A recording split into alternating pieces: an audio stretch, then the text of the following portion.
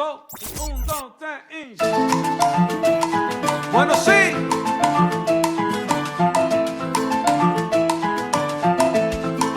Camina. Selamat sore, kembali lagi dengan saya Al dari Takso Podcast Bacot, bahasan cerita orang daerah. Sebelumnya, Assalamualaikum warahmatullahi wabarakatuh. Di sini kita kedatangan seorang guru besar dari suatu pondok dan ingin bercerita tentang istilahnya profil dia, kehidupan dia, yang mana ada sedikit istilahnya yang ingin disampaikan. Di kesempatan hari ini, alhamdulillah wa syukurillah, kita kedatangan beliau di studio untuk menyampaikan resah gelisahnya tentang mendirikan pondok pesantren. Kita langsung saja dengan narasumber kita. Assalamualaikum Pak Ustadz. Waalaikumsalam. Alhamdulillah Pak Ustadz ya, pada sore hari ini Pak Ustadz bisa berkunjung di tempat kami, di studio kami. Boleh tahu Pak Ustadz nama Pak Ustadz siapa, alamatnya di mana, asli orang mana Pak Ustadz? Ya, saya pertama ucapkan dan bersyukurillah, bersyukur kepada Allah Subhanahu Wa Taala di bulan yang sangat amat cerah ini. Saya alhamdulillah bisa bersyukurullah. Mudah-mudahan silaturahim ini menjadikan wasilah kita mendapatkan surga dari Allah Subhanahu Wa Taala. Teman, nama saya Kang Azeng Al-Husaini. Kang Azeng ya. Al-Husaini. Saya beralamat di Kampung Cijingga, Desa Serang, Kecamatan Cikarang Selatan, Kabupaten Bekasi. Dan alhamdulillah, mudah-mudahan dengan wasilah silaturahim ini saya bisa menyampaikan beberapa yang mungkin saya rintis dari awal sampai sekarang tentang agama, tentang sosial, pendidikan khususnya pesantren. Oleh karenanya,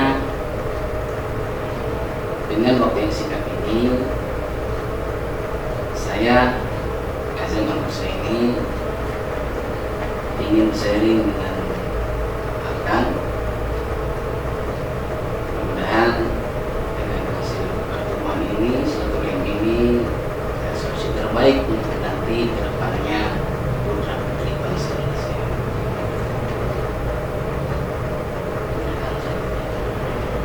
Ya, mungkin di sini akan selaku pimpinan pondok pesantren, yang mana kita dengar dari luaran sana, pondok pesantren ini memang istilahnya kehilangan sosok. Kalau dibilang anak itu kehilangan orang tua untuk melengkapi kebutuhan pondok pesantren maupun untuk tentang siswa maupun siswi dan guru pembimbing. Yang mana juga pembangunan juga sempat terhenti yang kami terima dari sekitar warga. Kalau bisa diceritakan gimana kronologinya Pak Ustadz? Ya, awal mula berdirinya ma'had itu ya, awalnya statusnya majelis, yang saya tidak sebutkan namanya. Saya dikasih tanah sama seorang Pak Haji yang luar biasa solehnya. Kala itu beliau menitipkan anaknya kepada saya, sampai ke jenjang yang lebih tinggi lagi, mungkin rasa syukur beliau kepada Allah, anaknya sampai ke mondok belajar yang lebih jauh lagi, dan saya dihadiahi lah sebidang tanah 100 meter, dan posisinya itu waktu itu enak banget, enak posisinya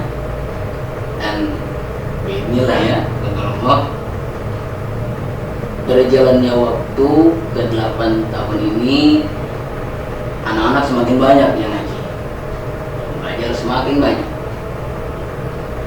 Kemudian adalah permusyawaratan guru saya yang dari Garut, yang khususnya di Cikarang ini, kumpul di situ dan menyatakan bahwa ini tempat sudah tidak memungkinkan dan tidak memuat anak-anak, sehingga diketok palu lah, semuanya setuju sepakat bahwa untuk dijadikan jadi Ma'had Ummul Qura Al-Islami, dan itu nama daripada cabang Kiai Haji Muammar Z.A. Qori Internasional. Setelah itu dibangunlah dengan dana seadanya, dan kami ada beberapa donatur, hanya saja tidak tetap, hanya selewatan aja. Itu kami dirikan selama ya beberapa tahun ini, sampai pada akhirnya mandek sampai sekarang, dikarenakan banyak para calon donatur yang mereka pernah menjanjikan itu untuk pembangunan, dan saya sebagai pengelola tentunya saya nggak berani untuk menanyakan hal itu, dan itu janji beliau, dan beliau orang terhormat, dan saya tidak mungkin untuk merapat ke beliau menanyakan hal itu yang sudah mereka janjikan.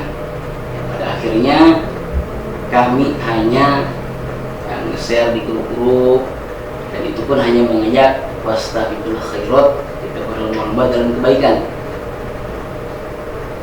Sehingga berjalannya waktu dan kami rekap di akhir 2023 kemarin, dana yang sudah kami gunakan sekitar 350 juta lebih, dan tahap sekarang sudah 70% pembangunan hampir selesai.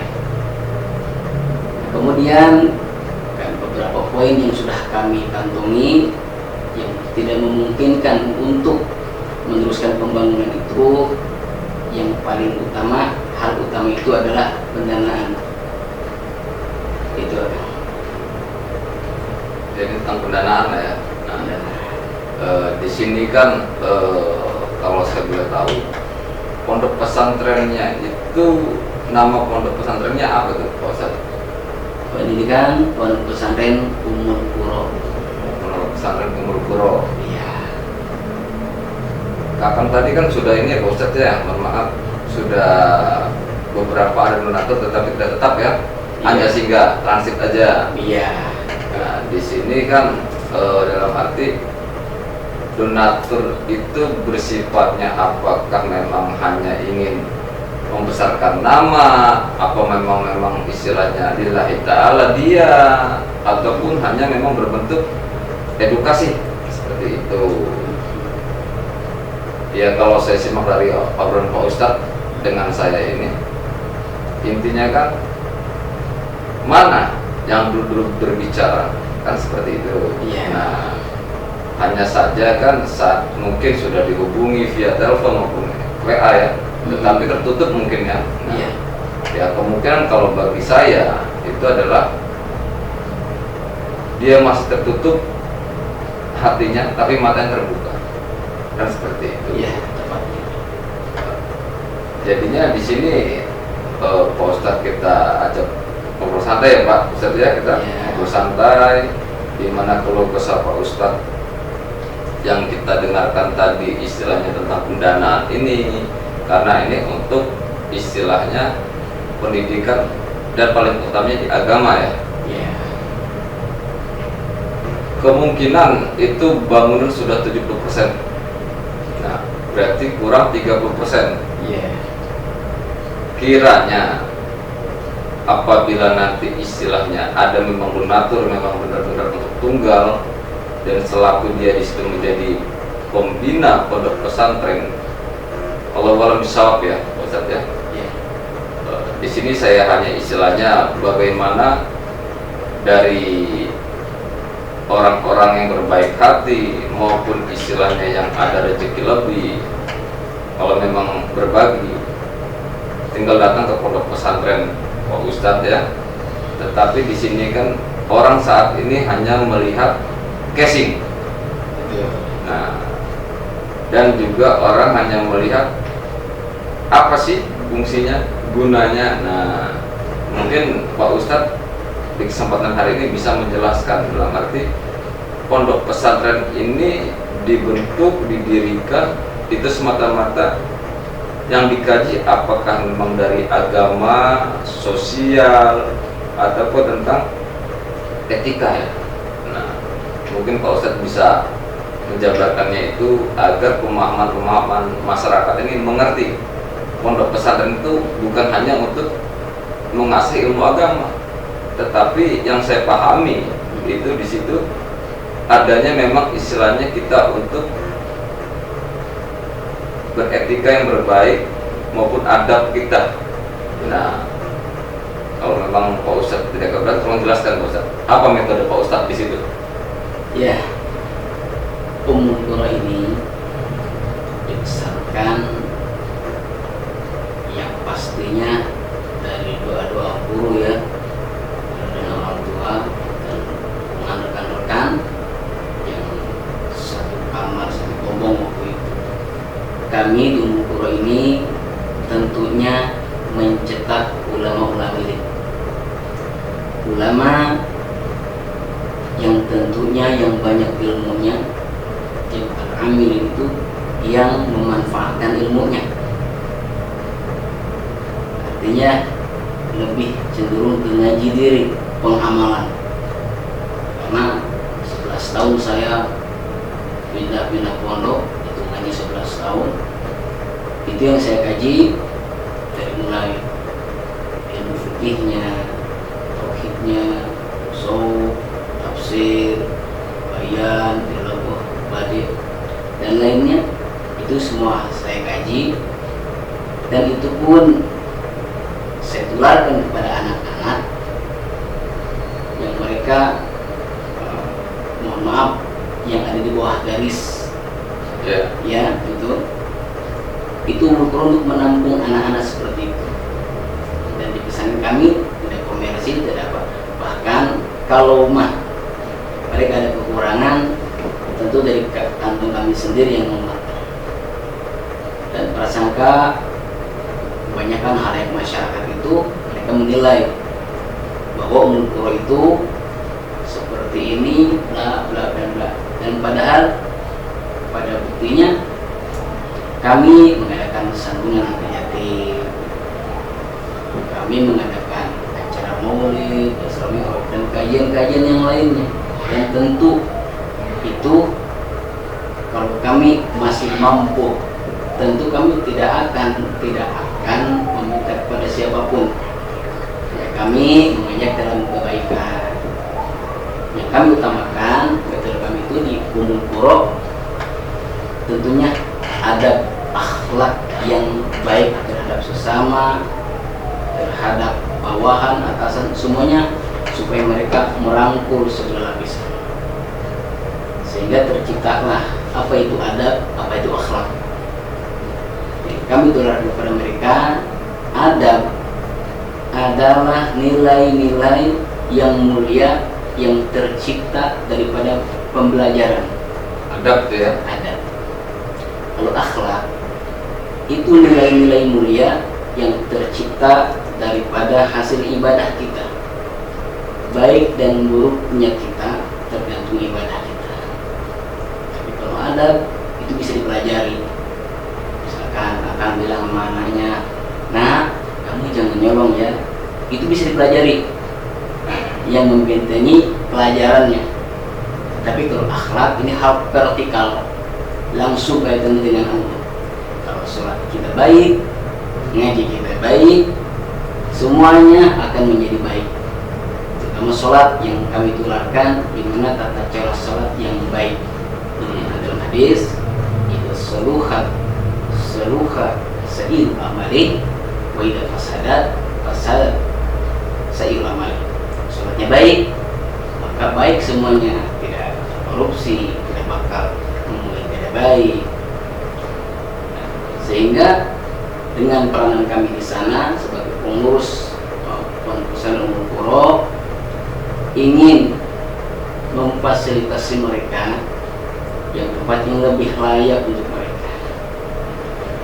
Karena ketidakpastian daripada donatur-donatur itu, sehingga sampai sekarang main kumpul-kumpulan aja gitu. Guru sama murid nyatu semua. Itu yang sangat ironis bagi saya. Sebenarnya hati kami itu menangis, batin kami menangis dengan hal itu. Tapi apalah daya, takdir yang kuat dari khairi wa syarihi minallah. Ya, kami terima apa adanya. Karena kami hanya nge-share kebaikan, wastabiqul khairat. Adapun mereka bersedia untuk menyisihkan sebagai hartanya atau enggaknya, itu hak Allah. Kami hanya sebatas mengajak saja. Gitu. Berarti kalau bicara istilahnya adab tadi ya, maksudnya kita gali adab nih, ya kan? Adab itu bisa dibenarkan ya, karena dia bentuknya dididik. Nah, yang saya kurang mengerti ini, banyak mereka mengerti tentang bicara akhlak, tapi adabnya tidak ada. Iya.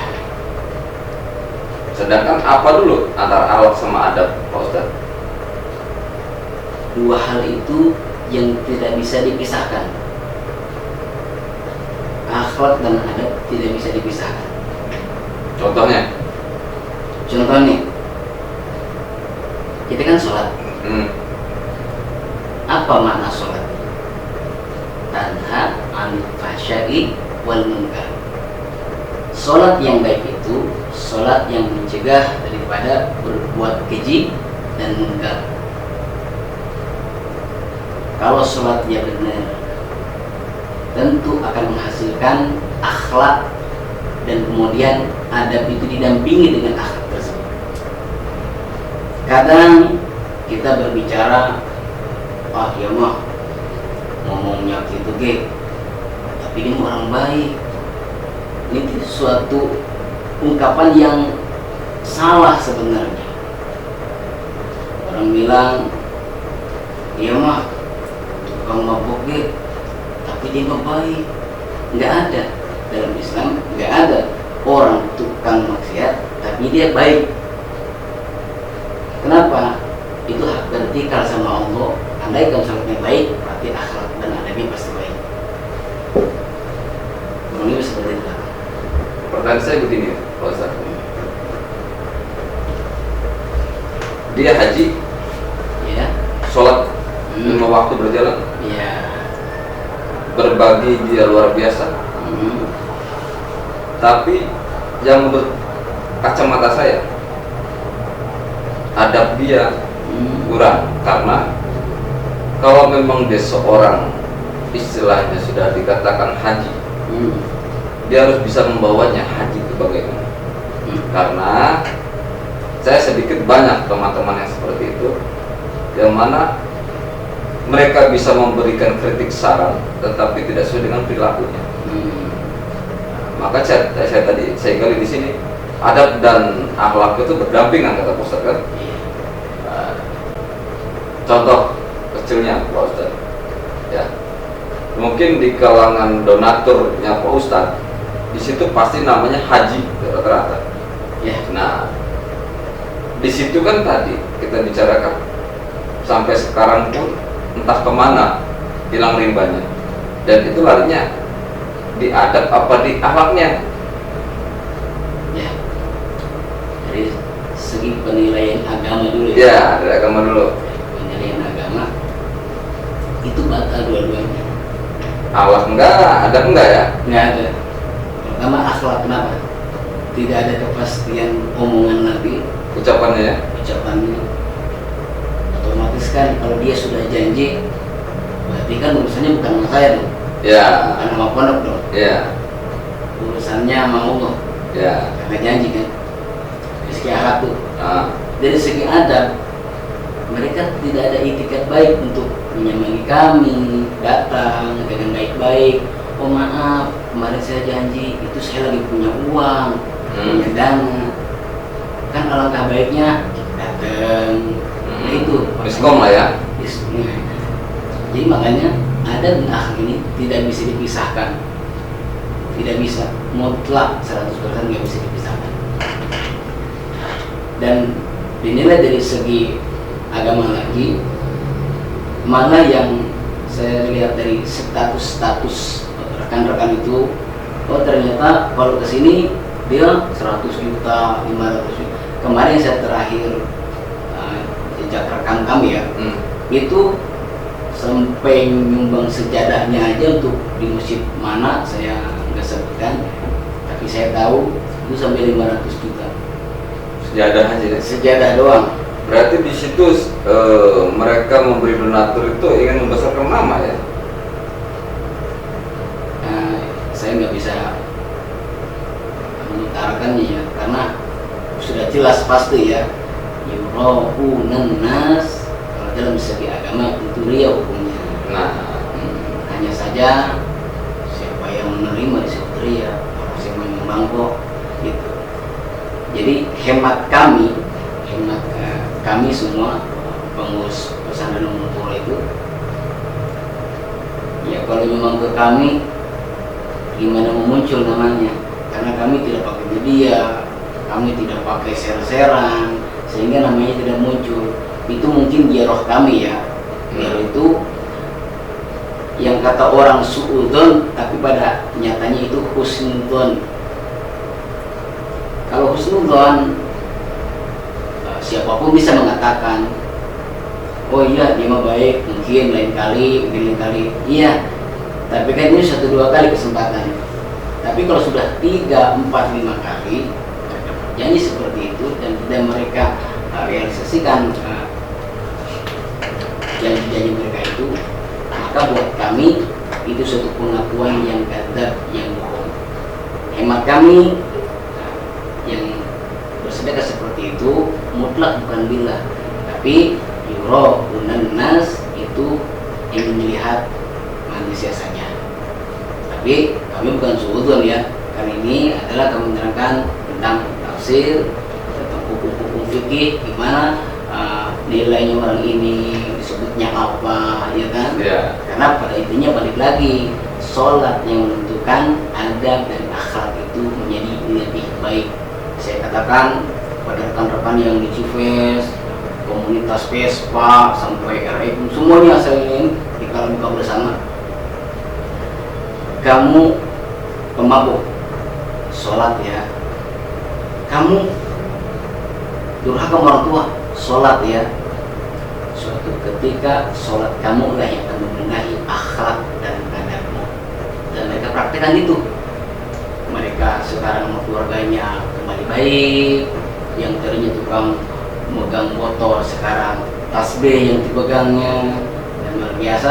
Ternyata dengan didikan menerapkan sholat aja mereka sudah dapat hidayah dan taufik daripada Allah Subhanahu wa Ta'ala. Kembali ke yang tadi, akhlak dan adab tidak bisa dipisahkan. Karena apa?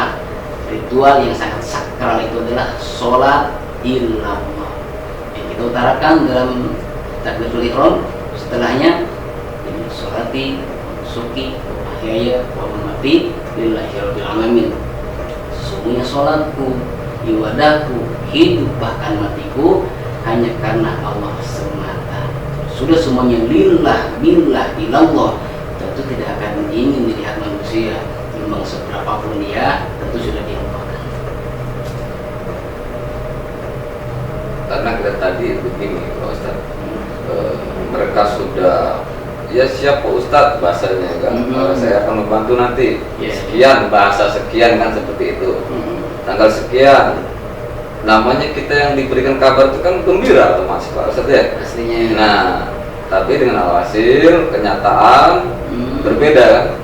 Nah makanya kadang di sini yang kami lihat ya Ustadz ya, oleh kami di media ya, basic kami ini banyak para pedagang bidah seperti itu dengan teori-teori mesnya yang luar biasa ya, tetapi kenyataan nanti kita lihat kan seperti itu, yang mana memang tayangan hari ini untuk istilahnya penjabaran menilai seseorang itu memang tadi dikaji dengan Pak Ustadz sampaikan tadi, itu sangat penting Ustadz. Karena banyak orang bicara saya haji dan mengajarkan saya tentang agama, tetapi prakteknya tidak sesuai dengan teori yang dikatakannya. Di sini kan yang saya ambil adalah kalau memang istilahnya Anda welcome untuk membantu kami mendirikan pondok pesantren, kami tidak melihat besar kecilnya, tetapi manusia dipegang perkataannya, kan seperti itu. Dan manusia kapasitasnya terlihat dari ucapannya, kan seperti itu. Ya mungkin orang-orang yang belum pernah untuk mengiyakan janji untuk dengan Pak Ustadz mendirikan pondok pesantren, semoga terbuka pintu hatinya Pak Ustadz kan ke situ kan. Nah kita juga di mana rekan-rekan nanti yang melihat tayangan ini, kalau memang istilahnya untuk tabungan di akhir hayat, silakan kunjungi pondok pesantren Pak Ustadz, yang mana nanti juga saya akan istilahnya membantu bagaimana orang-orang yang pengen invest akhirat lah ya intinya. Dan memang dengan penjabaran Pak Ustadz tadi untuk masalah pendidikannya, ini edukasi sangat besar. Sedangkan yang di situ yang saat ini orang-orang dikatakan menengah ke bawah ya.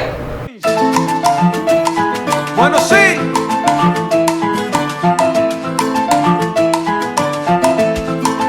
Camina. Jadi apalagi Pak Ustadz, kita di sini mengulas tentang pondok pesantren ya. Itu dulu itu sempat cerita di luar sana sempat macet gak pembangunan, gimana ceritanya Pak Ustadz? Bukan sempat macet, memang macet. Oh memang macet ya. Waduh. Kalau sempat pasti jalan lagi. Jalan lagi ya. Berarti ini memang macet benar ya? Macet, mati. Tutup perang berarti. Ya.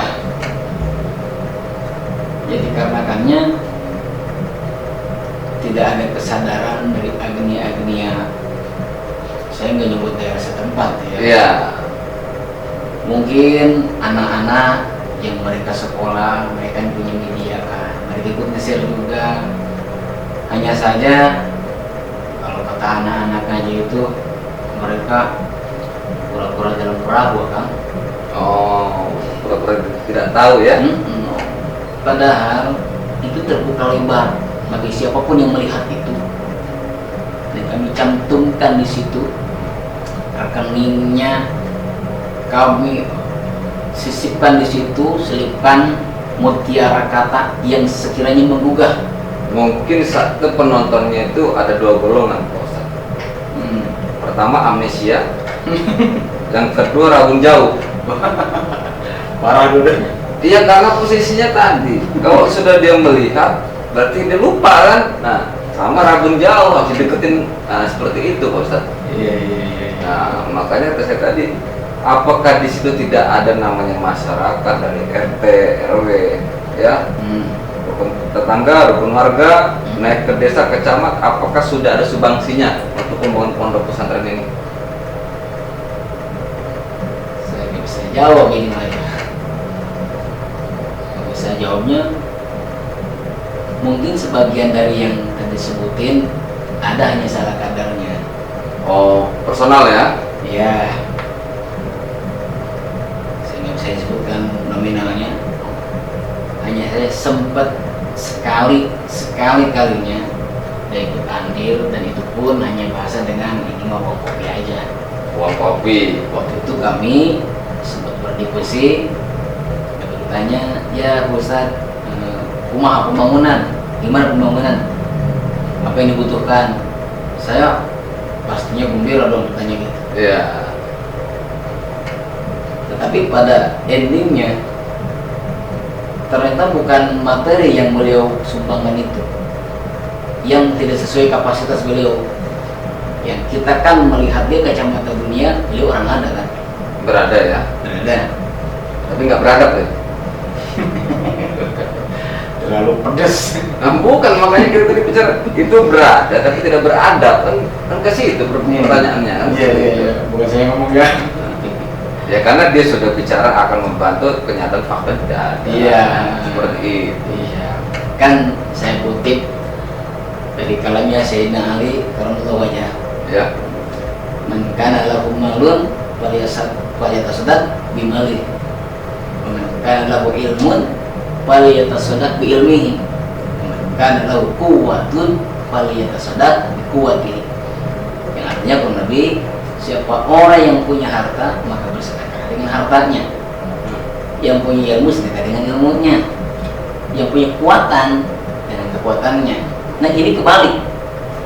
Yang orang hanya punya kekuatan, tidak punya ilmu, dia merasa tidak punya harta, tapi dia mentorsukan kekuatannya, bantuin bawa alat-alatnya, materialnya. Yang saya sayangkan itu orang yang berkapasitas, kata saya bisa membantu, tapi dia hanya mengeluarkan keilmuannya aja, pendapatnya aja, sarannya. Ustaz, kalau bisa mah, saya pernah masih nyelkit sampai sekarang manusiawi ya. Kalau belum ada mah jangan maksain. Itu yang saya jadikan PR sampai sekarang. Dan orang sekarang tuh kemarin ke tabrak COVID 2019-2020 tuh sekarang kolot. Kalau dia gemar bersedekah menurut halayak umum, tapi begitu tim kami yang datang ke beliau, ternyata yang tadinya siapapun yang datang terbuka lebar pintu saya. Katanya itu ya. Katanya. Tapi realnya kami sama rekan-rekan begitu datang yang nomor pembantunya. Iya. Saya lihat tuh pundaknya ketahuan tuh lagi masuk. Iya. Apa kata pembantunya? Paginya nggak ada. Saya aminin. Oh, Pak Haji tuh. Haji. Nah ini yang makanya saya tadi kata saya. Ini kadang tumpang tindih ini filosofi yang harus ditata ya seperti itu. Untuk dinas istilahnya ke desa, kecamatan itu udah memberi apa belum? Membantu untuk istilahnya pembangunan, entah batak pos potong, apa semen sekapat gitu. Semen seperempat kebanyakan, yang artinya sampai sekarang pun belum ditengok. Oh belum ditengok? Berjalan beberapa tahun ini, makanya prasangka orang nih bangun kok nggak selesai. Saya bilang, gimana mau selesai? Antum aja orang ada pura-pura miskin, giliran BLT datang pura-pura Jadi miskin. Nah, Iya. Jadi tadi nih mah dunia terbalik ya judulnya. iya. Ya kata saya tadi, Pak Ustadz, ini mungkin mereka amnesia sama ragu jauh. Jadinya yang amnesia diingatkan, yang jauh didekatkan, kan ini seperti itu. Iya. Pak Ustadz. Nah, maksud saya kalau untuk istilahnya dari pemerintah, apakah sudah ada apa dari Kemenak ya? Nah, karena kan satu jalur tuh, nah, apakah sudah ada perwakilannya yang dalam arti nengok lah, kan seperti itu. Sepanjang sampai sekarang ini, Ya, apa saya nggak lihat beliau nengok, apa emang nggak ada ya? Setahu saya dari laporan anak-anak, dari CCTV yang terpampang, nggak ada perwakilan seperti itu. oh tidak ada yang nengok ya? Nggak ada satupun. Bahkan nama saya pun waktu itu pernah didata untuk yang tadi dikatakan berapa 2,5 sekian lah untuk asatid untuk guru-guru ngaji, ya hanya nama doang. Wallahi sampai saat ini nggak ada yang sampai ke saya spesial pun, Hanya data aja ya? hanya data. Berarti memang saat ini berlaku atas nama, Pak Ustadz. Atas semua doang. Iya, atas nama itu paling penting gitu. Karena apa? Karena kalau tidak ada nama kan tadi Iya. kemana arahnya seperti itu. Iya. Saya padahal rekening sudah ada dicantumin. Udah dicantumin ya? Iya. Ya tadi itu Pak Ustadz. Makanya di sini Pak Ustadz sudah berbagi cerita Pak Ustadz yang mana kegigihan Pak Ustadz untuk membangun dengan keyakinan hanya kami ini kan mendengar dari masyarakat luas, yang mana dalam pondok pesantren Pak Ustadz ini tidak up lah, selalu ada hambatan dan hambatan, yang mana saya undang ke sini ya Pak Ustadz untuk menceritakan apa sebenarnya yang terjadi, kan seperti itu Pak Ustadz. Iya. Dengan Pak Ustadz sudah menjelaskan semuanya,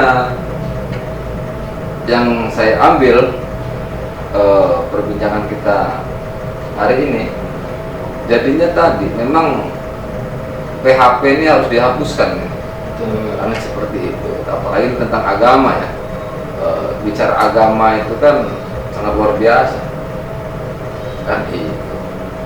Dan juga di sini ya semoga dengan Pak Ustadz bisa singgah ke studio kami di acara podcast Taksau Bacot, bahasan cerita orang daerah ini, bisa melihat semuanya masyarakat luas khususnya Bekasi, yang mana di sini ada tempat pendidikan ilmu agama, yang mana di situ tidak cenderung di agamanya saja, tetapi di sosialnya maupun di istilahnya akidahnya dan akhlaknya, yang untuk membangun mental putra putri bangsa Indonesia ini yang lebih baik lagi.